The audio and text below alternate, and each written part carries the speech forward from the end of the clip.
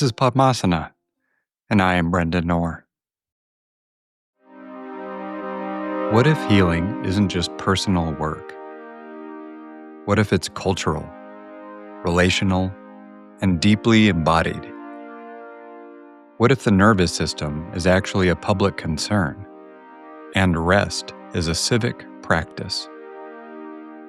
Today, we're diving deep into a conversation that bridges worlds often kept separate: therapy and spirituality, science and somatic wisdom, personal healing, and collective care. Today's guest, Jess Ryan, a therapist, educator, and guide whose work lives at the intersection of trauma healing, nervous system regulation, energy work, and public humanities. Jess holds multiple master's degrees and is a licensed professional counselor specializing in trauma and life transitions. But her work extends far beyond the therapy room. She's a Reiki facilitator trained in the lineages of Mikao Usui and William Lee Rand, a longtime apprentice of energy-based traditions from the Andean and Q'ero Nation, and a trauma-informed yoga teacher with her 500-hour ERYT. Currently pursuing doctoral studies in public humanities, is researching healing as a public practice and exploring how collective trauma and ecological change register in our bodies. What makes Jess's approach so compelling is her refusal to choose between seemingly opposite poles. She doesn't see science and spirituality as contradictory, but as complementary. Her therapeutic work integrates somatic psychology, mindfulness, IFS parts-based work, and attachment theory, while honoring what she calls the intelligence of the body and the subtle ways experience lives beyond words. Clients often seek her out when talk therapy alone hasn't been enough, or when they're navigating periods of awakening, burnout, grief, or profound transformation. Through Our Real Work, her counseling and education platform, Jess supports highly sensitive, self-aware individuals, people she describes as navigating the space between who they've been and who they're becoming. She's also co-founder of Earth School, a Patreon-based learning community for people experiencing spiritual awakening and collective fatigue, offering what she calls practical tools for big spirits navigating life on Earth. And on Insight Timer, her guided meditations and live events reach a global audience seeking collective nervous system regulation and energetic clearing. At the heart of Jess's work is a radical but simple belief. Healing is not just personal. It's cultural, relational, and embodied. Her research and teaching circle around provocative questions that challenge our cultural assumptions. What if healing counted as knowledge? What if rest was a civic practice? What if the nervous system was a public concern? Whether she's holding space in therapy, guiding collective meditation, teaching in community spaces, or riding at the edge of multiple disciplines, Jess's orientation remains consistent. Listen first, honor what's present, and trust that healing unfolds when we stop trying to outrun ourselves. As a self-described INFJ, human design 5-2 generator, and longtime resident of the American West, Jess brings quiet intensity paired with deep devotion to balance and relational care. While her work happens in public spaces, she's replenished in solitude, through walks, wide landscapes, and poetry books with dog-eared pages.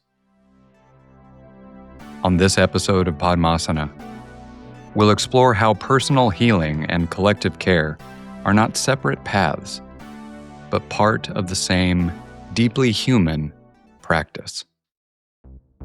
Hey, listener. If you've been enjoying the show, would you mind taking a few moments and leaving a review or giving a rating on your podcast listening platform? It really helps the show connect with others. Please also share this episode with anyone you think would be interested. You can also donate to the show to help contribute to its future production, or become a Podmasana Plus member for some extra perks like ad-free listening to early episodes, ongoing access to the Podmasana archive, a private chat community, and live video Q&As with featured guests. Thanks for taking the time to support the show, however you choose to do so. It means a lot.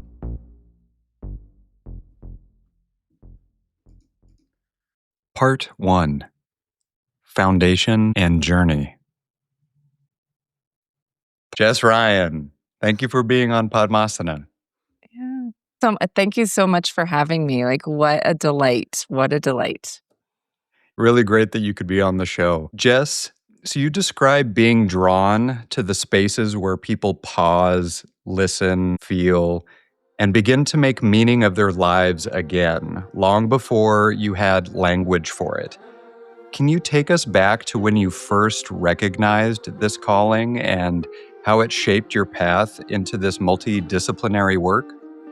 Yeah. It's funny when I think about like, oh, this is a calling. I definitely believe that the work I do, in all sorts of ways, whether that's as a parent or a community member, but through um, some of the practices and some of the ways in which I interact with the world is definitely vocational and a calling for me. I do believe that the source of my understanding, Dharma, something bigger, is moving through me. But I don't know if there's ever been like a moment that, oh my gosh, this is my life's path. This is my calling. And I think there are two things that kind of stand out as pivotal moments or like commitment points, so to speak. But I think a lot of times with callings, we think that there can be this big, oh my gosh, this is your calling. And I think for a lot of humans, it's a lot of like we're living our way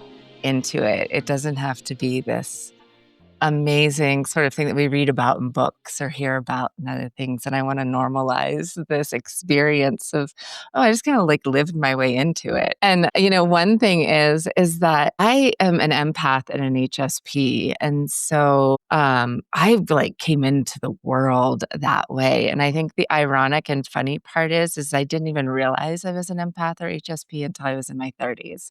So I didn't realize that people didn't feel everyone else's stuff, that people weren't kind of moving through the world in this deep sort of listening, feeling, sensing way that I have navigated the world.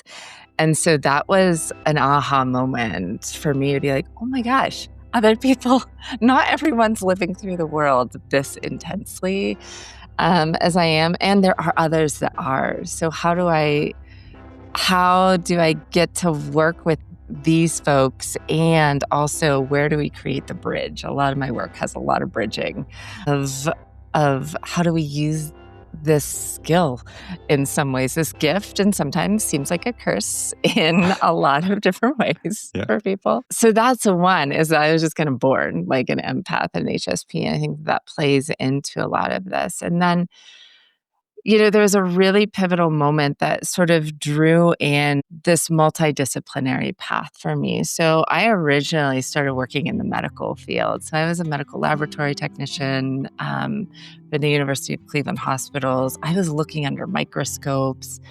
I love science. I love the human body. I love the things that are going on that we can't see, right? Like the things beneath the surface. And I didn't realize at the time, like that's a huge metaphor for a lot of the work that I do in a lot of ways. But it started in this really physical, tangible way. And I would go in and someone would look, like quote unquote, seemingly healthy, but you would look at things under a microscope or you'd run tests and that wouldn't coincide with what you're seeing on the outside, or vice versa. Someone's in extreme pain or extreme sensation and illness, and you look at things under the microscope and everything looks fine. And during this time period, I had my own incident, and so I call it the ass breaking incident, but I dislocated one side of my pelvis from the other. Ooh. Yeah, and I ended up having chronic pain, and I ended up using all the Western medical things, like going to some of the best doctors, I think, in the country, physical therapy, you name it, I did it. And we did fix the physical structures, but I was still having such intense chronic pain that I couldn't move. And, that led me to some of this path, this multidisciplinary path of, okay, this thing is important. This Western science is medical field. I definitely has helped me. And it's not the only aspect of who I am. It is not the only aspect of my healing journey. And, I had been on disability and was not able to walk. So I could only meditate, right? So I was reading about how pain and emotion lives in our body. I was meditating all the time. And it was through a series of other processes that I realized, whoa, my healing is a journey of a lot of different levels and layers. And then that started to link back to the work I was doing in the hospitals, where I was like, oh, we as humans, we have so much going on under the surface all the time. We have so much going on relationally, spiritually, mentally, that just to address one little part, we're missing a really, really big picture of things. And so that's how I kind of came in some ways. So that was the starting point. There's been a lot more. But that's a remarkable story, Jess. That's a remarkable story. Thanks for sharing. So your work deliberately refuses to choose between science and spirit, rigor and intuition, intellect and body. What experiences or realizations led you to embrace this integrative approach rather than staying with more traditional boundaries? Yeah. I think that first incident in my physical body was a big one. That was a wake up call for me in my own journey of this needs honored. And I think it's interesting because I grew up, I'm a very spiritual person. And I think my access point at that place and time was religion because of where I lived in a very rural community. And because of the times, it was like the 80s. There wasn't a lot, we didn't have the internet then. Yeah. And so church was a spiritual place for me. And I think that there were these moments where that was the connection point to some of the invisible forces, the things beyond us. And I also was connected to the natural world. I lived on a farm. I lived out in the country. I spent a lot of time in the natural world. And I think when you spend a lot of time on land, you see the cycles of things. You see relationship happen in ways that we don't in our everyday busy lives. And I think that gave me a love for environment, like the science. I started to love the science of things. And I never thought those things were mutually exclusive to me. I'm like, of course, there's something bigger that runs through the natural world. There's something bigger that runs through humans. And there's all this really cool stuff we get to learn about. We get to see, we get to experience in these human suits. And I also think another really interesting, and this is specific to me, is that in human design, which is a school of thought that I find really informative for me and a lot of clients I work with, I have something called the doubt channel. And so in the doubt channel, it has sort of a blessing and a curse to it. And the curse being, I'm not in alignment, I will doubt myself a lot. But when I am in alignment, it really brings this sort of curiosity to things and discernment all the time, where I'm just like, is that true? Why is that happening? And I remember sitting in church, and I had to have been 8 or 9 years old.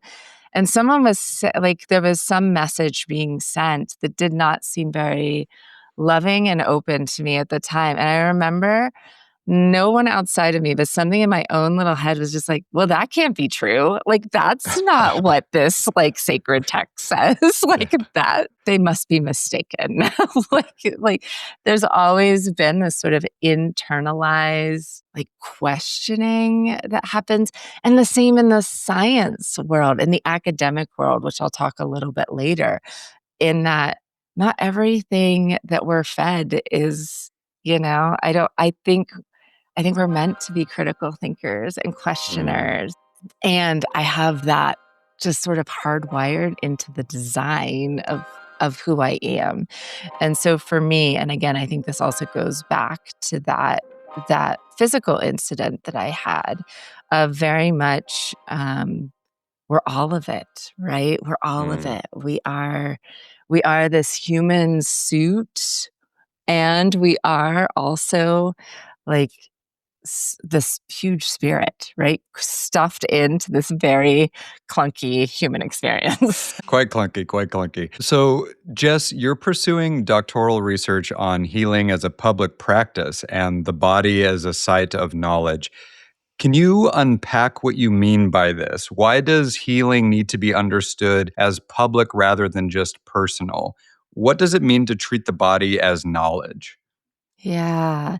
I think I am still dancing with this question a bit. And it's one of the reasons I'm on the front end of this academic PhD journey with this. But I have very much been in the journey for 20 years with healing practices and environmental practices and interpersonal practices and collective. We have known each other in group yoga asana context, in other yogic contexts that have a communal aspect to them.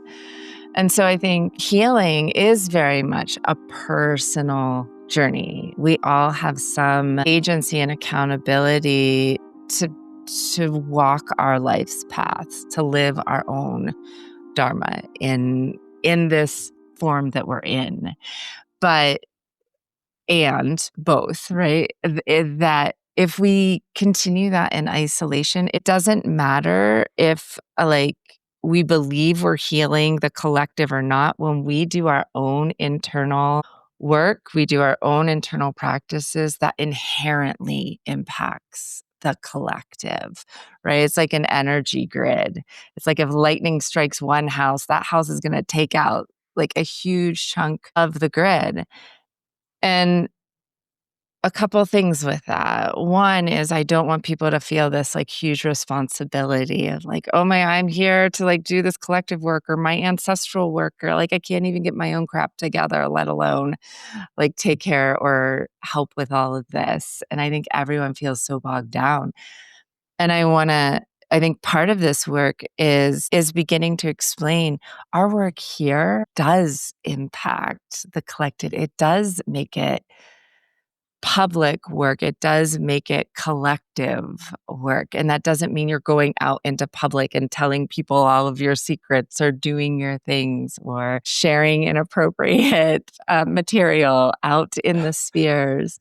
But it does mean that we are a living organism. We are as healthy as our water is, as our communities are, as our neighbors are. And I think we'd like to think and sometimes believe, right, that it's like, okay, this really individualistic mindset, especially in the Western sphere, that if I just stay in my lane and take care of myself, that's all I need to do. And there's truth to that. And you're going to hear me say this a lot. There's a lot of both and holding it both. I think a lot of that is true. And we are part of a bigger organism. Like we are part of something much, much bigger than ourselves, whether that's in a very sciencey, like ecosystem perspective, or whether that's in a more spiritual context,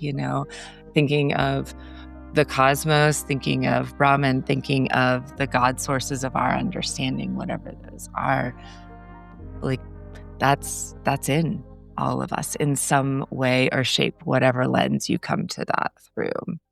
Yeah. So I think very much, I've been for the last 8-ish years have been, a clinical therapist. And so I'm doing so much one-on-one work with people, and I'm seeing the way that changes a person's experience with themselves, the way they move through the world, the way they interact in their relationships. And I'm like, how, for me, I'm realizing that is a public practice, even though it's happening in this private room. Mm. And how can we start to take some of these practices and flip them? Like, how can we work in community? How can we work in these ways and do this? Because you've been in a yoga asana class or a breathwork class or a practice where you feel different at the end of it than you do at the beginning, because there is collective and co-regulation Mm. happening in that space. Jess, you've apprenticed in Andean and Quero Nation energy-based traditions while also maintaining your clinical licensure and academic rigor. How do you navigate these different wisdom traditions, and what has that cross-cultural learning taught you about healing? Yeah. Yeah. So this is a super tender and I think a really important question and topic. And so I'm going to kind of weave in a couple of things that I think are important, especially in the lens and the way in which I view it. And also I think in the Western healing world. And so thank you for asking this question. And I Mm. hold it with a lot of care. And I first and foremost, right, I think it's really important to say clearly, if you're seeing this on a screen, I'm a white practitioner.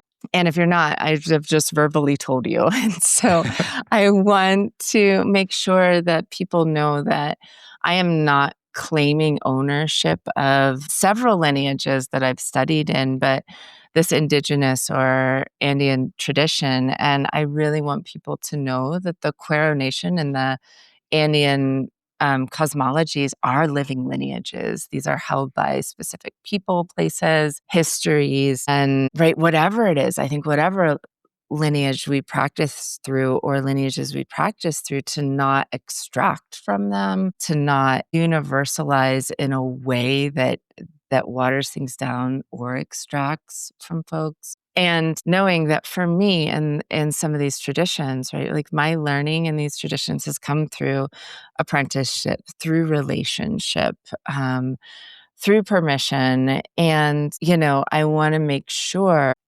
to encourage people to really seek out primary sources whenever they can. So rather than learning strictly from voices filtered only through Western voices like mine, find the teachers, find the origin. And I understand, right?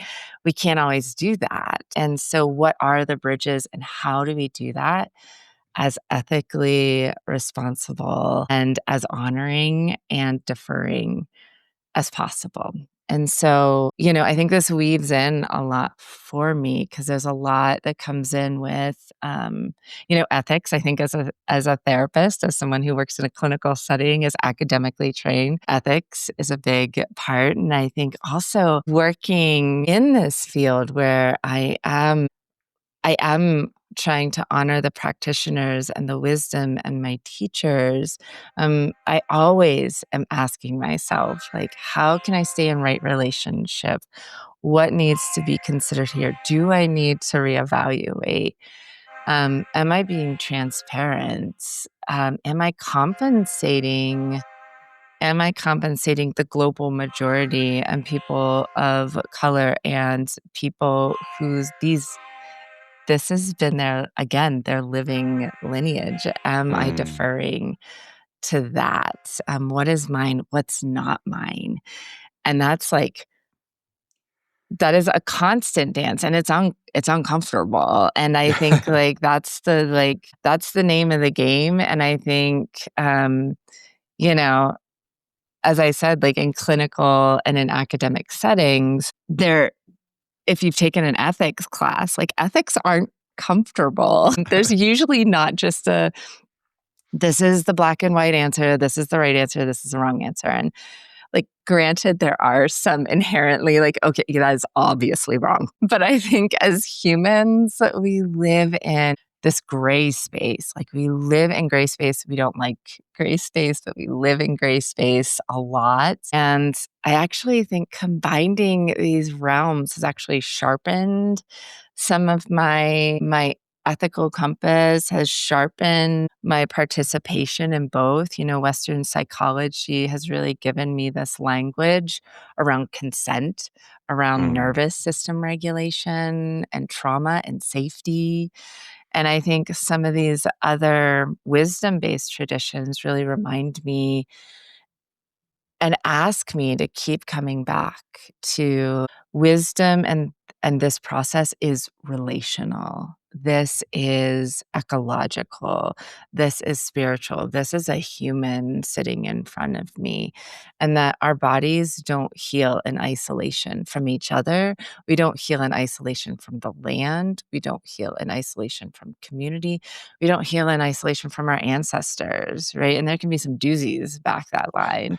So we're in relationship with that in a lot of different ways. And so, I think there's a lot of humility. There's a lot of humility here. And again, I think that doubt channel for me is that for me, and this isn't true for everyone, but for me, no one system holds the entire truth of everything. And that's what I think, and this sort of weaves in with this interdisciplinary. I am very much a learn the rules and then break the rules, but learn the rules first, right? There is this sort of like honor, learn, apprentice, like immerse yourself. And for some people, that's going to be one tradition for their game. And just the way I'm hardwired, I sink deep for a while. And then I'm like, oh yeah, like an ecosystem, that thing over here is like this and this and this. And I can see the bridge and the cross and the through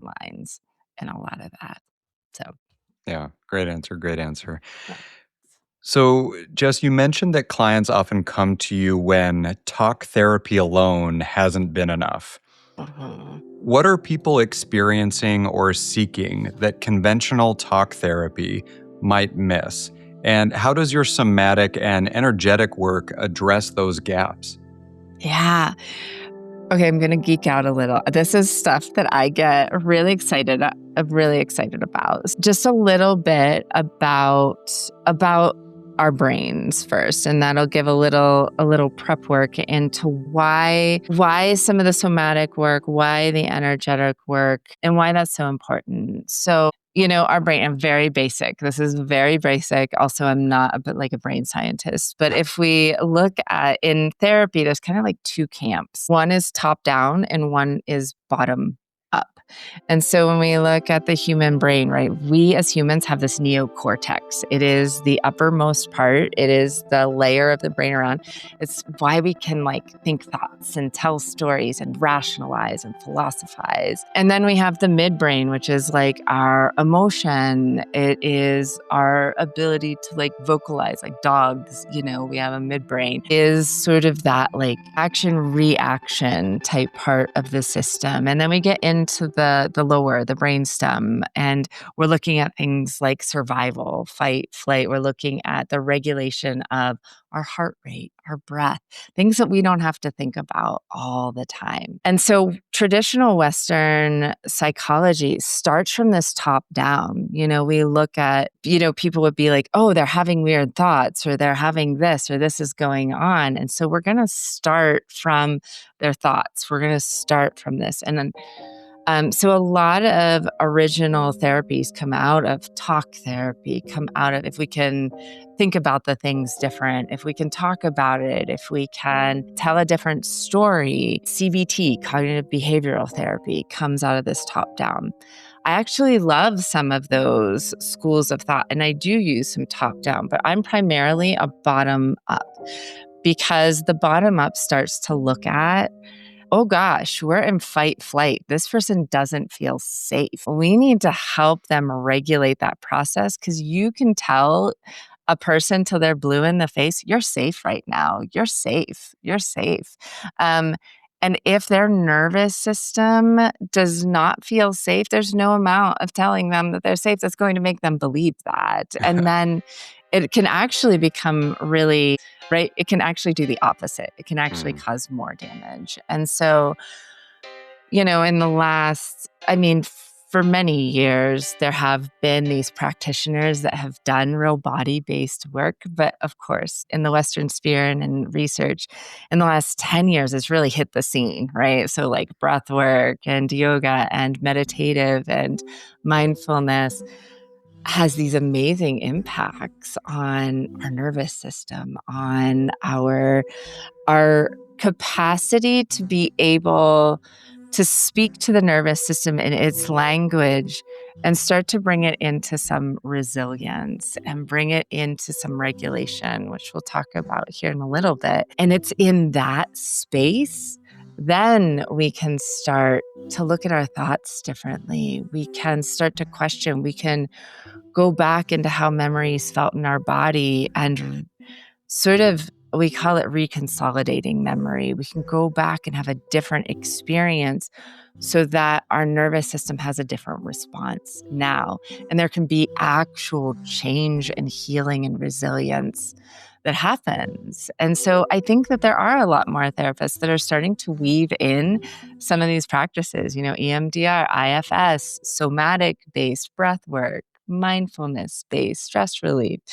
There's a lot that is kind of coming into play with some of that. And for me, I very strongly, again, because I'm empathy and HSP, highly sensitive person, my physical body experiences a lot. I somatically sort of sense the world. I feel my emotions strongly.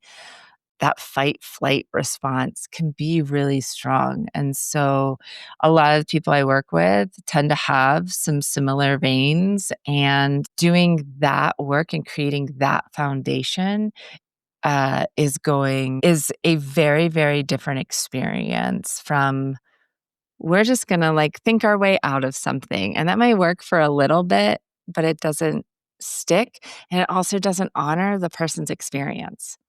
And like, that's part of the process too. Hello, listener. Brendan here. Do you or someone you know have an article or book to share, a work to highlight, or story to tell that would be a good fit for Podmasana? If so, feel free to reach out via email at ideas@podmasana.com. That's ideas@podmasana.com. And we'll be sure to get back to you. Thank you. Part 2. Practice and approach. Jess, you emphasize that your approach to energy work is less about bypassing and more about integration, embodiment, and regulation. Yeah. This is an important distinction. Can you explain what spiritual bypassing looks like in your field and how you keep energy work grounded in reality rather than escape? Yeah. Yes. And so the people who find me and we work together, either they love it or they hate it. They love it or they hate it. I think, I've definitely had a lot of people, especially when I first started doing this work, that came and they were like, please fix me, like, please to fix whatever is here. And I think that comes from it comes from a place of like wanting relief. And I have such care and compassion for that. Like nobody can fix anybody else. I'm just going to like lay that one out right here. Like that is not other people's jobs. And right, I think that there is this sort of like, it does take some work to kind of to be in the process of it. And so in a nutshell, right, like spiritual bypassing is is, just for any listeners who might be hopping in here, in some ways, right? It's like when we're using spiritual language or practices. And again, I think it's not malintent. It's often unintentional, not ill-intentional at all. I have certainly done it. But we use these practices to avoid pain rather than to metabolize it, right? And I think in like energy healing world, that can often look a lot of different ways. But one way is like, oh, but like we're going to stay high vibe. And that's where sometimes that top down stuff gets kind of a little wonky too, of just like, think your way out of it. High vibe, like stay up here. Don't invite the bad things in. And also, I think sometimes it can be, like reframing actual trauma in the system as like, that was just a lesson. Like that was, and I think, again, multiple things can be true at the same time. I very much think that the trauma in my life has been a huge lesson, but I also had to like work through the very unpleasant process of going through it. And so, we are in these human suits. And so no matter how much spirit and how much we're connected, we're both. There's a lot of both and.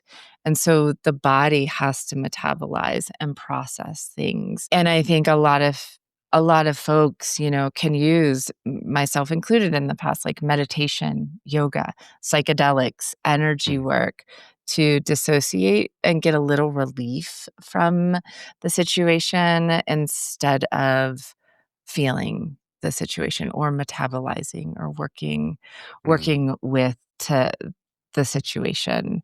And I really want to be clear, like the tools themselves aren't the problem, right? I love all of these things and think they can be used in really, really beautiful ways in tandem with your healing journey, your self-discovery, your actualization journey. So, that's a really strong, I guess, center point for my work.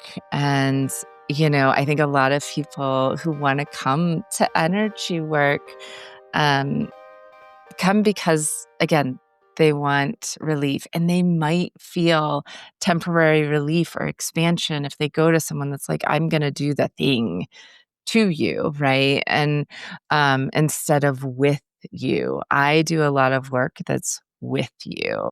And so in my work, I'm always kind of participating. Like, what are you sensing? What's coming up as I say this, as this is coming through me? What reaction are you having? Where do you feel this in your body?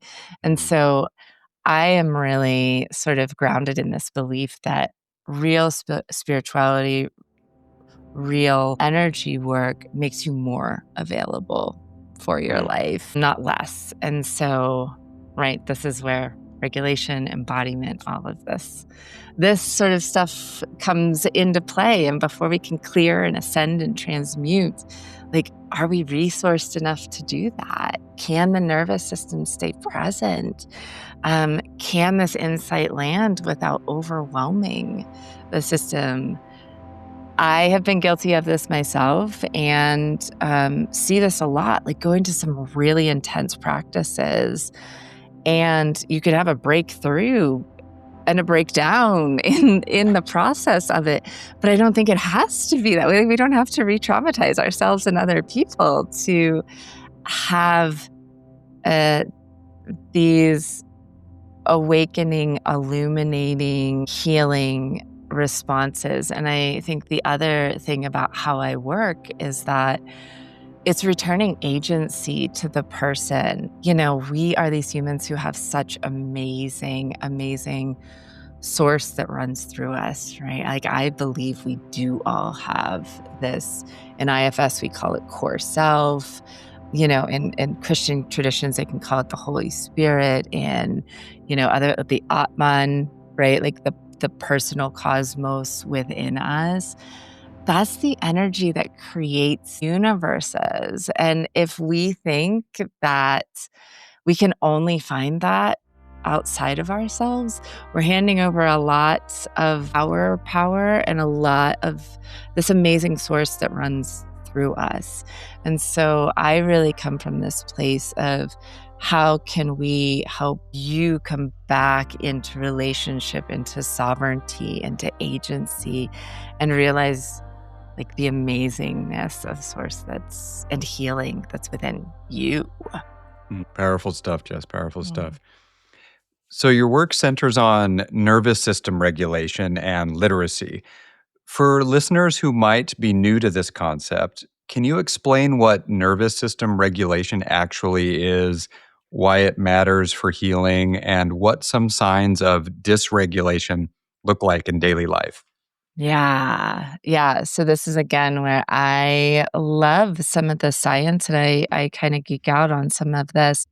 And one of the first things I want to bring to the table is we often hear nervous system regulation, and we think regulation means calm. Regulation means I'm just kind of like, I am not phased by things. I am skating through life. I don't react. I am very peaceful. And that is not at all scientifically what nervous system regulation is. We are humans, and if we look at a nervous system, like we look at our brain waves, we look at our heart rate, we look at our heart rate variability. If you look at polyvagal theory, when you look at a chart and you look at all of these things sort of plotted out, nervous system regulation, a really healthy nervous system looks like a sinusoidal wave. So it goes up and down, like kind of like a smooth little rolling hills, like a roller coaster of sorts. But it stays kind of even within that, but it goes up and down. We are meant to experience stress. We're meant to get mad. We're meant to even experience some trauma, and our systems are actually designed to heal from that and to come back into it. And so a lot of times nervous system regulation is actually the capacity to come back to something, to have some resilience in the system. Heart rate variability is one aspect of this. When we breathe in, our heart rate increases a little teeny tiny bit. So our heart rate bumps up. And when we breathe out, our heart rate slows down. And so we're in this sort of constant like bump, bump, bump, bump, bump, and then bump, bump, bump. And we actually want some heart rate variability. If we're flatlined, we're dead. Right? We don't want, and the same with our emotions. Like if we are happy all the time, we're either on something or like we are in a system, right? And if we're funked out all the time, or if we're angry all the time, that's, something's not rebounding, something's not resilient in the nervous system either. And we want this fluctuation so that when something does come up, that we can respond to it in the moment and then come back. So, dysregulation, when we talk about dysregulation, we can have momentary dysregulation. And here's the news, friends, is that we all have momentary dysregulation. It doesn't matter how calm someone seems. You should see me after the 8th time of telling my kid to put their shoes on. I am not a regulated person in that moment. I am not. Right. And I can come back to regulation. It's when dysregulation gets stuck on or off. And that can look very, very different depending upon the person. So when we get stuck, what we call stuck on, that can look like highly anxious. We can't calm down. We can't sleep. It can also look sometimes really socially acceptable. Like, I'm going to keep doing things. I can't sit down. I'm going to look, I'm doing this thing and I did this and I did this. And, we can get a lot of external validation in our culture sometimes around that. Like, look at all the things that are getting done. And, there can also be other aspects, right? Like, I am angry, I'm explosive, I can't quite be in relationship with the people around me. It can also look like not engaging with other people, with, getting real quiet and going off the radar, isolating. It can look like depression. It can look like a lot of pretty intense self-talk. And so dysregulation can sometimes look really internalized. You won't be able to see it from the outside. And then sometimes dysregulation looks really externalized in the system. And so, nervous system literacy becomes a little bit more of like, okay, there's nothing wrong with me for having emotions. Actually, it's really healthy. Mm. I'm not a bad person if I feel anxiety sometimes or depression sometimes, or if I yell sometimes. And it becomes about like, am I coming back?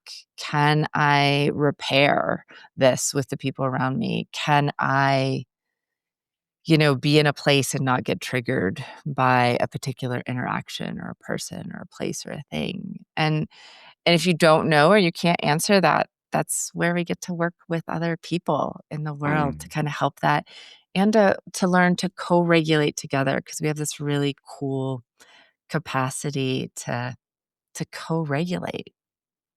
So you'd mentioned work, and through our real work, you specifically support people navigating the space between who they've been and who they're becoming.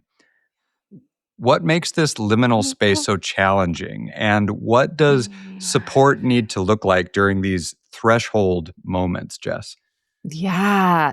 I love me some good liminal space. And what I will also say is that in between space, um, it is the least comfortable place to be. It is a really, really hard spot. And so I have so much grace and compassion because I usually tend to be working with people in that space, right? Like, when the name of my business, Our Real Work, comes out of Wendell Berry's poem The Real Work, and one of the lines in there is when we no longer know which way to go, when we no longer know what to do, right? We've come to our real work. It's a gnarly spot to be in because our nervous systems, for safety, love predictability and consistency. So, right, like, oh, this is predictably going to happen this time every year. This is consistent. I can count on this. What we also know about being human is that change is inevitable. Change rocks those things and kind of tosses them out the window. You're a human, you've experienced, right? Like pivotal change in your life. I think a lot of people who are listening here will have that experience. And this in-between space is really hard because our old identity isn't working anymore for whatever reason, whether that's because it's coming from within us or because it's coming from outside of us. You've lost your job. I'm leaving. Somebody dies, something like that, right? This old way of knowing the world isn't there anymore.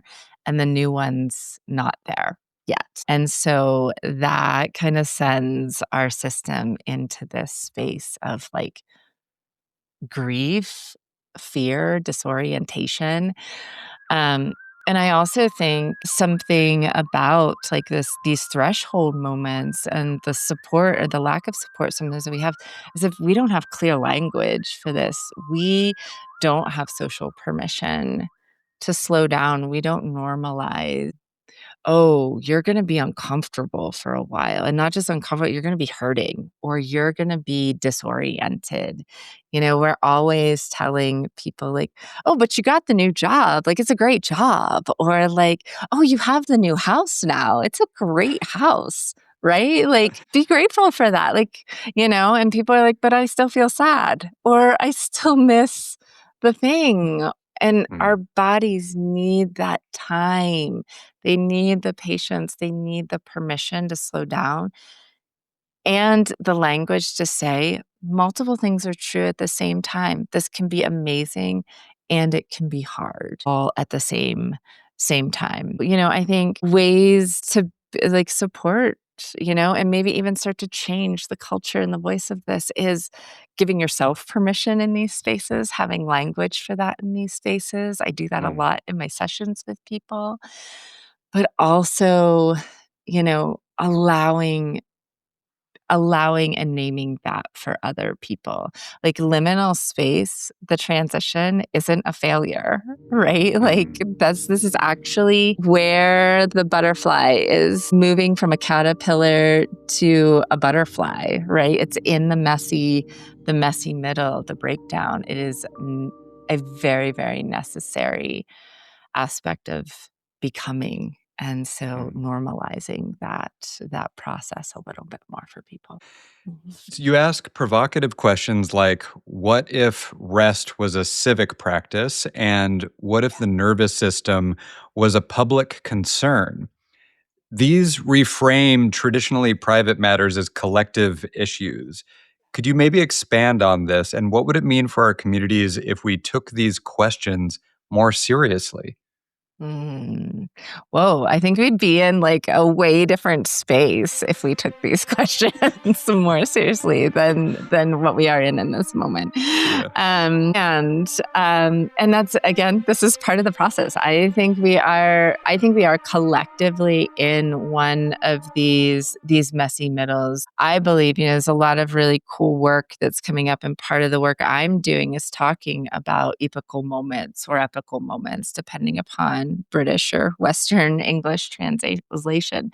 But these are moments that shift a sense of knowing or a sense of being, a sense of consciousness in the world, right? Like, there have been different eras. There have been like the medieval. We are not living, and technically we're not living in the medieval period right now. There has been a complete shift, right? Like, I love Rob Bell has this podcast called Smoking on an Airplane. And it's kind of like, oh my gosh, people just used to smoke in restaurants and airplanes. Like, that was a thing. Like, that was just like normal. And now we're like, who would smoke on an airplane? like How rude.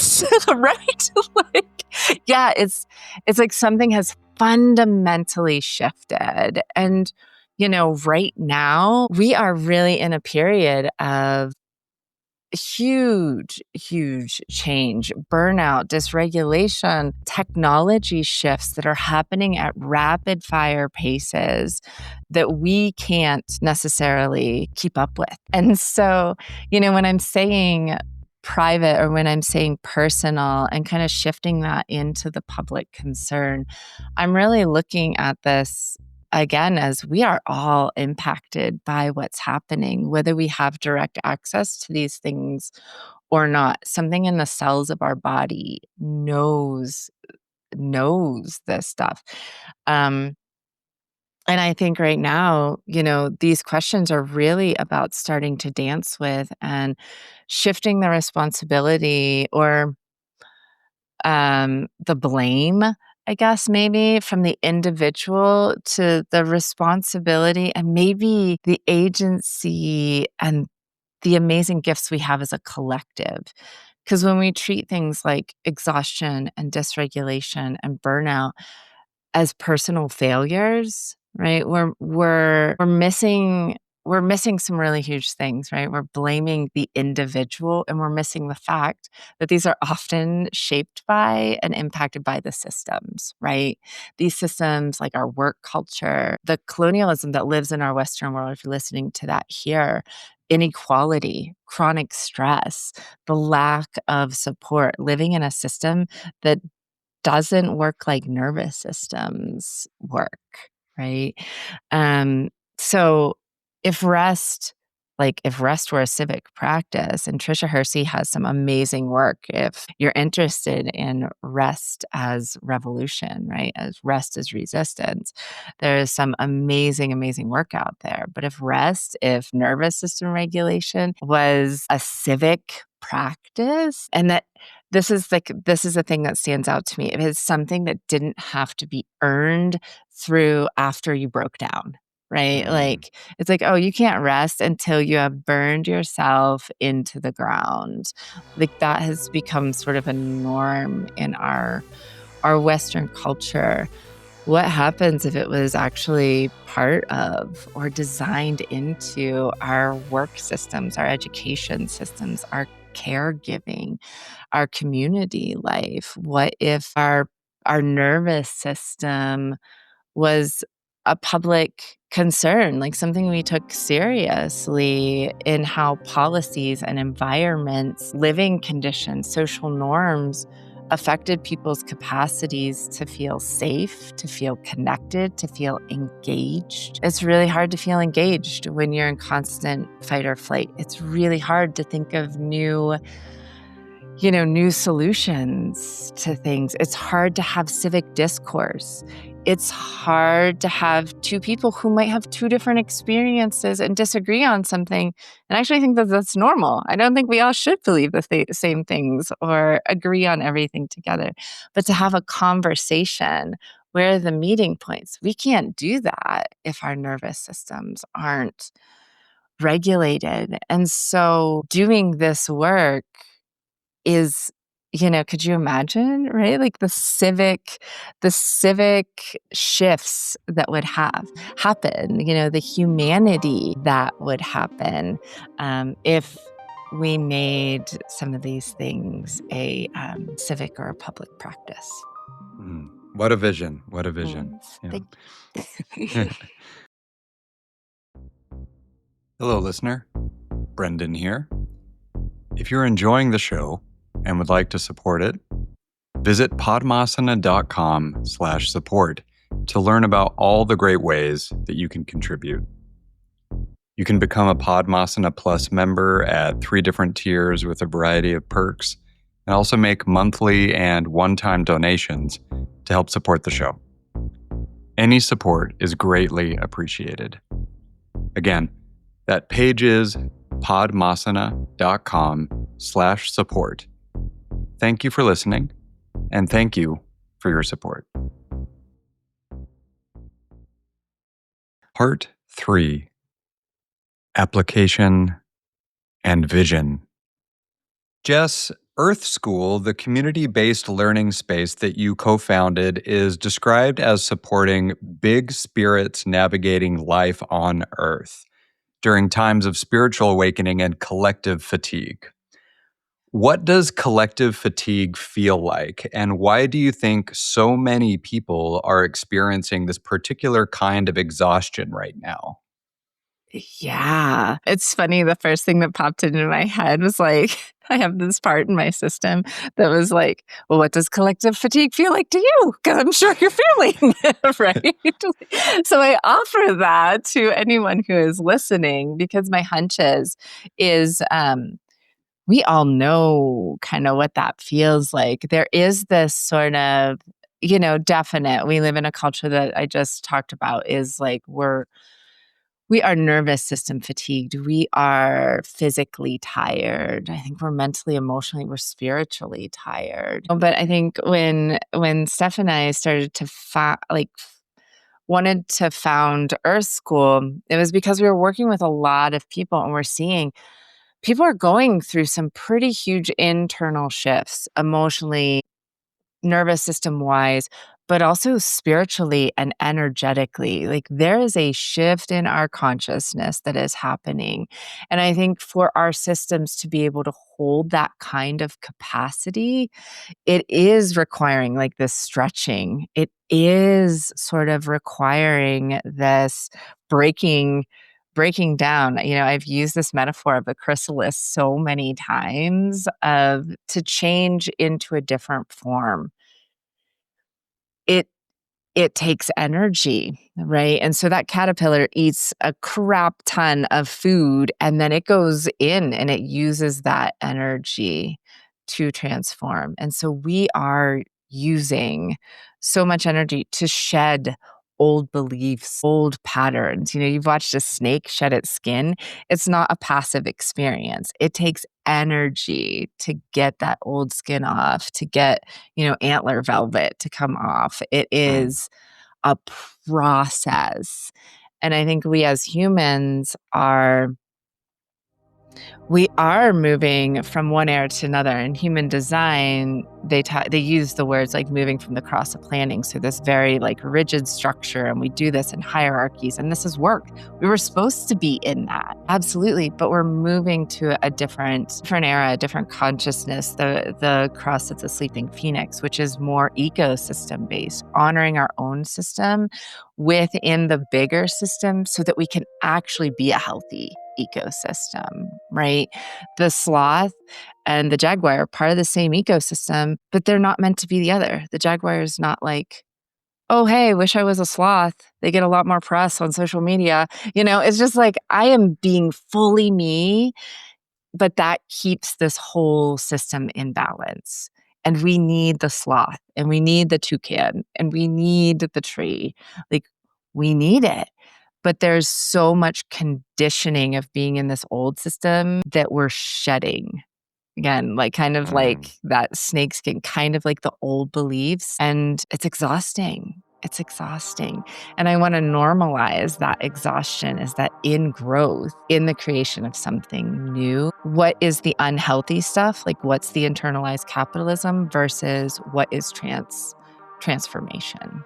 And so Earth School, we're trying to use that as a platform to be like, this kind of exhaustion is kind of normal right now. It's not pleasant. And how can we help support that through some of the work that we're doing there?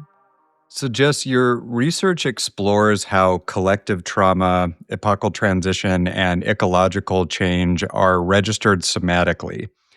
Can you give us some examples of how these large-scale phenomena actually show up in individual bodies and nervous systems?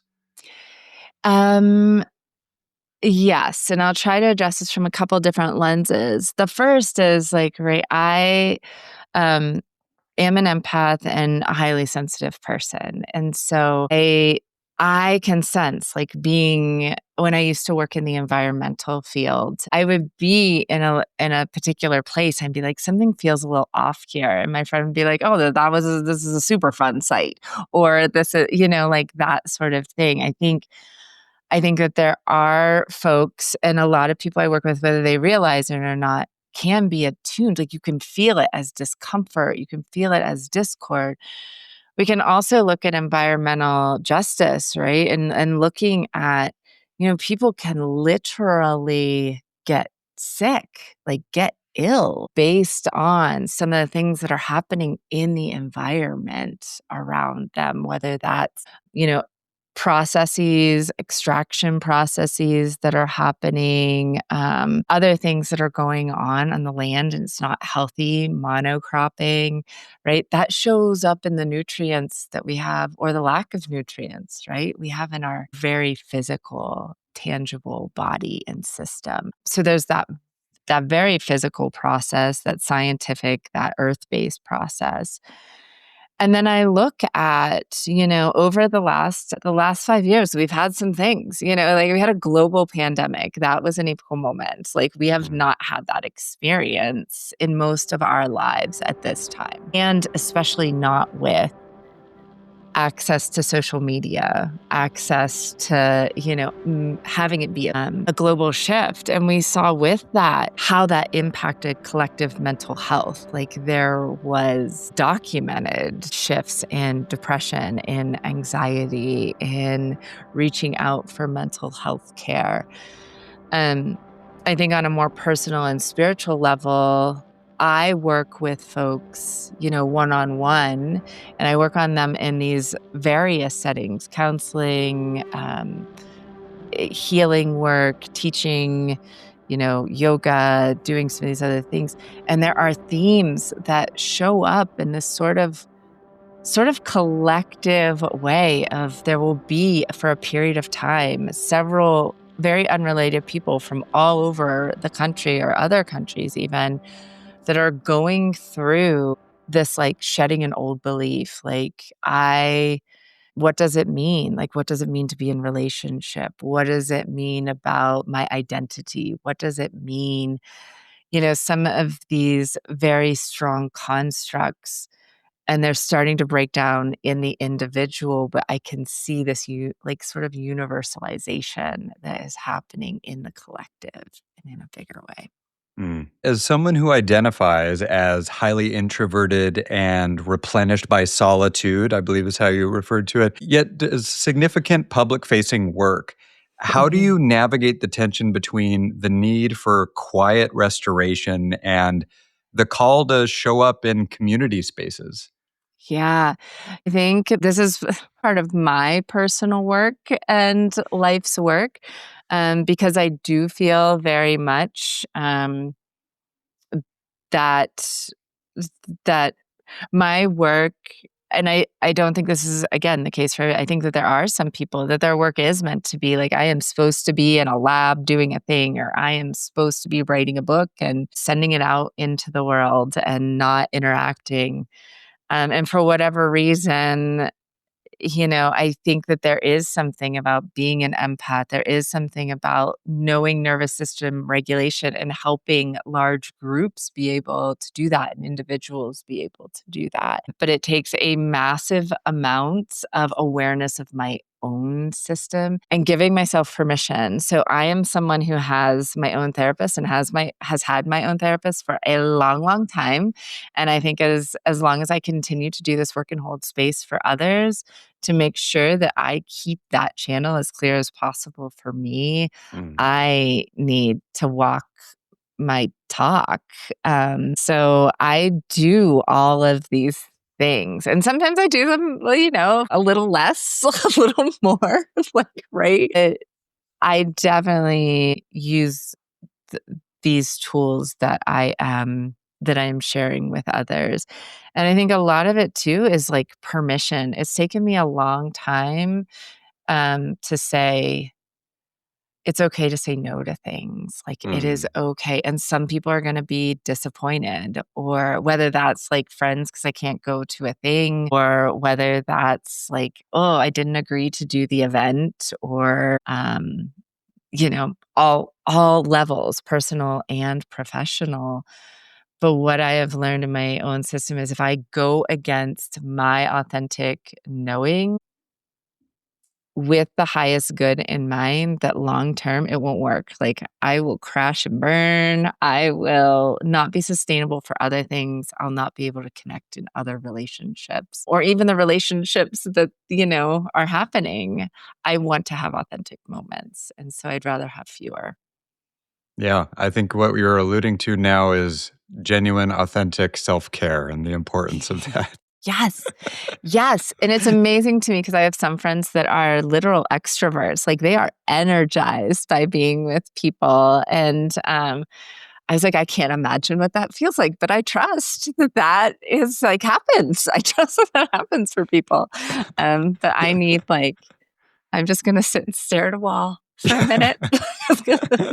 Shout out introverts. Yeah. Yes. So, Jess, looking ahead, what's your vision for how healing practices might evolve?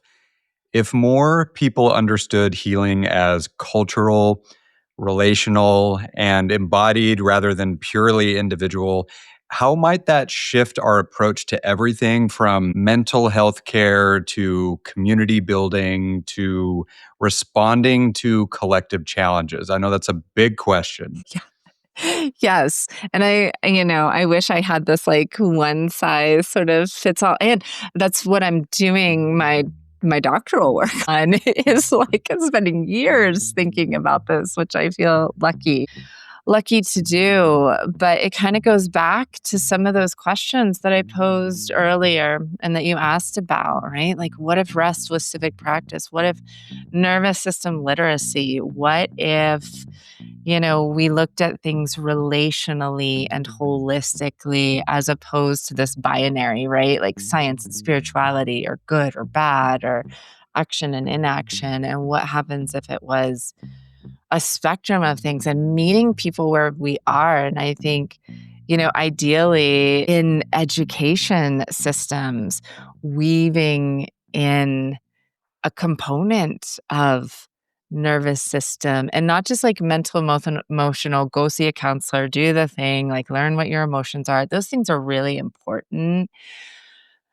But I think there's something really to this process of like our nervous systems interacting with each other, because we do have this amazing capacity for sympathetic resonance. And you've maybe personally like heard this story before, but I tell this a lot. So we're you can't quite see it, but there's a guitar on the wall. I have a lot of musicians in my house. We have violins and guitars and things all over the place here. And there was a guitar in our old house that would be right by the door. And I used to yell my kid's name and be like, kid, get your shoes on. And every time I would yell his name, because of the vibration of my vocal cords, it would make the guitar ring on the wall. And in the physics of sound, this happens, right? If a string is plucked on an instrument, the string next to it will start vibrating at that same note. And I think there's a lot of metaphor to that. But right, that was a very physical representation to me, because I was like, I am not, why is this guitar buzzing? The same thing happens when our nervous system, when we slow our breathing rate down, the people across from us slow our breathing rate down. When we can pause for a moment, and when our breath rate slows and our brain wave and our heart rate slows, these aren't obvious, but human bodies, animals know this, right? Like bodies know regulation and safety from a very like biological, physiological perspective. Could you imagine like being able to have conversation, right, with folks? Or if our government was run by folks who, like were able to take a deep breath and pause and hear and listen and respond from that place. If, we could do that in so many different ways. And I just think if that could start in younger and younger ways, and that just became a norm, like how lovely, and I don't think necessarily that there is going to be this like utopian, like, whoa, like I think there is going to be disagreement. I think that there is going to be, but to approach that so differently, and also to give people permission, that's going to look different for different families, for different communities, for different traditions. And what are the through lines through them so that we can make them accessible? And I think that that's a huge one for me too, is accessibility. And what does accessibility look like in a lot of different ways, and not just limited to people who have access to practices, right? That's a little bit. Yeah, great answer. So, Jess, thank you for who you are. Thank you for what you do. And thank you for being on Podmasana. Oh, thank you. What a gift. Like, such a gift to spend time with you, to spend time with the listeners. I am very, very honored and just appreciate getting the opportunity to kick it with you for a little bit today.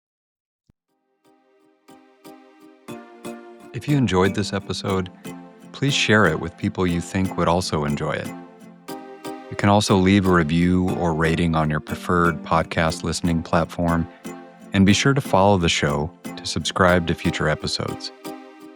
You can also email us at feedback@podmasana.com or reach out to us on the socials. We're on Blue Sky, Mastodon, Instagram, and YouTube.